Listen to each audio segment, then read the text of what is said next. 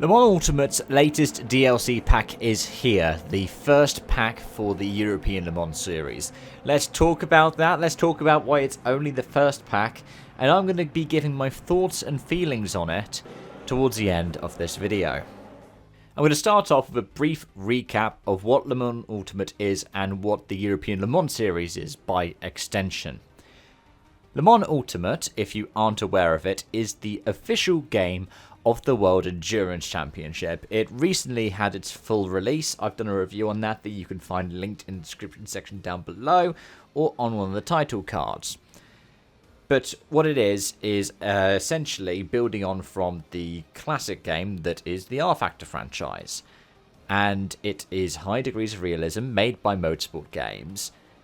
And it includes everything for the past couple of seasons of the World Endurance Championship, and even goes above and beyond, including things such as layouts that haven't been used in the World Endurance Championship on the circuits they visited.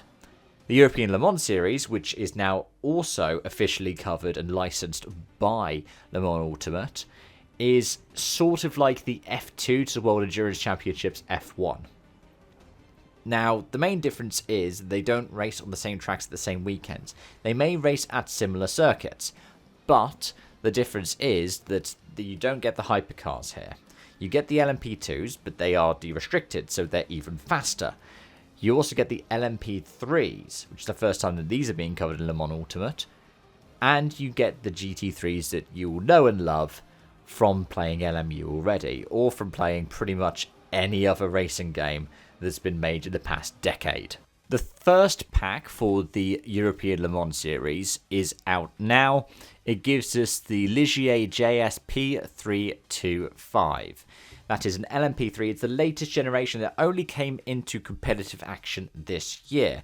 There are a few of them that are active in the European Le Mans series. The rest of them will be released in later packs to do with this season pass. There's a difference between these and the kind of ones you may have seen on somewhere like iRacing before.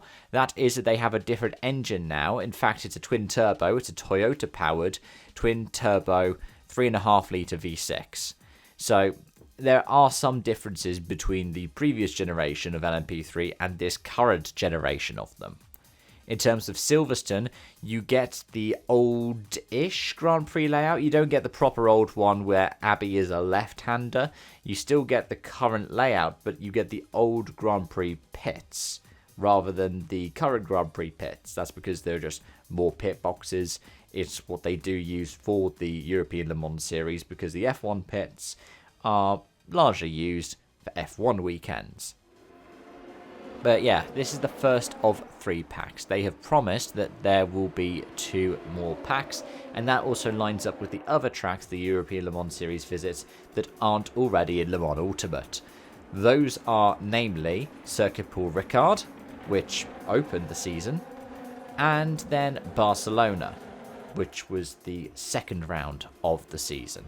There are also a couple of other LMP325s, or should I say LMP3s for 2025 rather, that will also be added in these different packs. If you want to just buy the first pack, it's about £9 if you're in the UK, so you can convert that across to your own local currencies, and then to get the season pass that will contain all 3, it is £21.99, though I believe there are discounts if you're somebody who already owns Le Mans Ultimate. And I think I'm going to start off by talking about the track Silverstone. We can go to the cars in a moment, but Silverstone being added to Le Mans Ultimate is a big deal, because Motorsport Games, with the R-Factor 2 game, lost the license to Silverstone. If you have R-Factor 2 and you have Silverstone in it, you are becoming rarer and rarer in occurrence, because you can't get it anymore. The license expired and it got pulled from the game.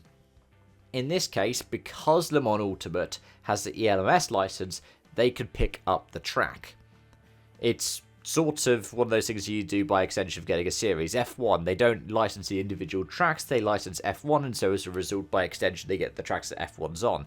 The WRC has a really weird one like that, where technically the stages that are in the WRC cannot be featured in another rally game, but it makes more sense with these circuit venues. And the Silverstone model is wonderful. It is the most up-to-date and most detailed Silverstone that we have in sim racing.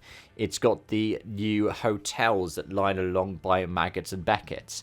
It's got that new gantry that markets for Las Vegas over the wing complex, the Grand Prix pit lane.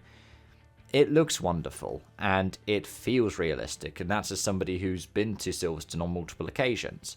I really like it. I think that it's great to have it on there, but it was also something that was going to be on there as part of Le Mans Ultimate anyways, when they got the ELMS deal. The only thing that I can say as a criticism is that we only get one layout. We don't get the national one, we don't get the international one. I'm not too fussed about getting the classic ones, but it'd be nice to get the national, international, and also it'd be nice to get one that has the Grand Prix pit lane. Now, whether or not we will be able to get that, I don't know. I think they have said that they expect to add it in future versions, because we already have it with the World Endurance Championship tracks, most notably, for example, Bahrain Endurance and Bahrain Outer. I hope we will get it for Silverstone, because it would be a really nice addition to have. Moving on to the cars, and the first car I want to cover is the Ligier JSP325. I enjoy LMP3 racing, and Le Mans Ultimate LMP3 is actually quite different to the kind of one that I'm used to driving in iRacing. It feels very different in a lot of ways, one of which is tyre warm-up takes a long time. It's very easy to get it very wrong. Another thing that is quite different between the two is the power delivery. That is because of the difference in the power unit between the P320 generation and the P325 generation, where we've got the new Toyota 3.5 litre V6 twin turbo. It means that you have to drive the car quite differently when you're talking about power control and power modulation, and I haven't really sussed that one out yet. Also, the traction control is a bit weird, because when you start to turn it down, it starts to slip a lot more, and that is more pronounced than on the P320 generation, though that's also a product of the simulator. Le Mans Ultimate is built on the same kind of 397 engine that we've seen in R-Factor 2, so sliding a little bit is often a way of going faster. It's not as pronounced in LMU as it is in RF2, but it is still pronounced, and it does affect the way that you're driving. Especially when tyre warm-up takes a while, it means you might find yourself being very slow at the start of stints. As I found when I was up against the AI, I took all the fuel out, went onto aggressive preset, and I was fast, but more likely to spin on the cold tyres. It is an art unto itself. The de-restricted LMP2s are a lot of fun as well. There's not too much of a difference comparing the restrictorless P2s to the restricted P2s that you will be familiar with from the World Endurance Championship element of it. It's just that they're more powerful, and it creates a really fun element to it. Now, part of the reason the P2s have the restriction is because the hypercars are built on essentially LMP2 frameworks, so that's why also in the wet you'll often see P2s being closer to hypercars. I mean, heck, even in the hypercar era for GTP in IMSA, we've seen LMP2s be the fastest cars on track, even like getting up towards pole positions in qualifying. And one of the things that was quite telling for me was how they go down the Mulsanne straight. You can see that the de-restricted P2 gets up to speed a lot faster. And maybe it's because of the way the aero setups are for the two different cars. The one that has a restrictor ends up with a higher top speed by like a couple of miles per hour, but it takes forever to get there, even on a chicaneless Mulsanne. So what do I think of this DLC? I think it's nice. I think $8.99, when you compare to what the equivalent would be in iRacing, is affordable. But also at the same time, I do get concerned whenever I see these modular releases that motorsport games do. I can kind of see why you would do it. It means that players have a reason to come back more often. Oh, we've got another new circuit coming in about 3 months' time. The next one will probably be, around Christmas time. And then the final one probably around February or March. It increases the longevity of the game, and it keeps fans wanting to come back if they're casual, which is good. It also means that there's a reason why, if you've chosen to get into the Race Control Pro subscription, the one that includes games and DLCs as access through licenses as well, that you can continue to do that. You'll continue to pay because you're like, oh, they're going to add something new later on.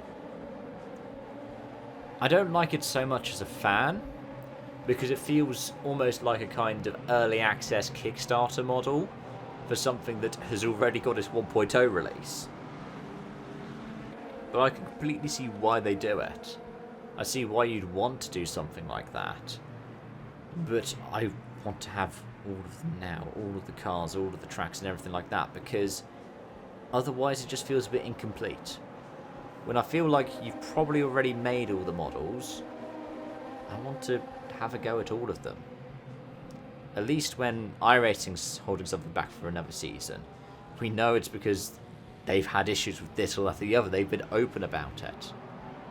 Maybe it's because of the fact that they are up as the front runners, that they don't have anything to hide, so they can be open about the issues they're having. But it doesn't always end up boding as the most confidence-inspiring thing when a title from a studio who, sometimes of their own doing, sometimes not of their own doing, have had a tricky reputation in the past, end up in a situation where they're like, oh, we're going to face it in terms of the releases. And we say we're going to do this later. Because we think we're going to do this later. And I know that's not what motorsport games are intending. I do. But when you're trying to build that relationship with the fans, and when you're trying to rope in the more casual ones, or the people who are more jaded with the world of sim racing, it's very hard to do that when you've got the new race room releases, which I'm going to be talking about in a future video, or upcoming titles like, for instance, Project Motor Racing, which I hope to cover on this channel when it releases, or even licensed ones for particular series, such as ones that Motorsport Games failed to make games based on the licenses of, like NASCAR, which is coming out soon, or IndyCar that will come out next year. Both of which, who are they made by? Oh yeah, iRacing. So those are my thoughts on Le Mans Ultimate's latest release, the ELMS DLC. As always, folks, please let me know your thoughts and feelings in the comment section down below. If you've enjoyed this, even if you don't agree with what I'm saying, please leave a like button. It helps out in terms of channel growth.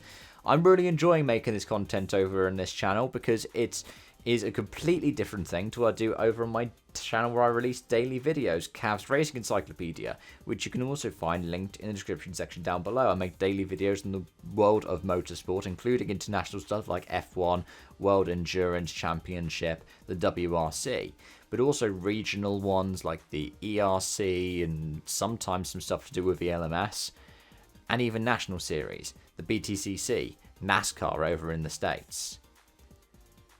Please do stick around for more. If you like me talking about new sim racing stuff, I'm going to be doing some of that over the next couple of months. If you like vintage sim racing stuff, I've done that and will continue to do that over the next couple of months as well.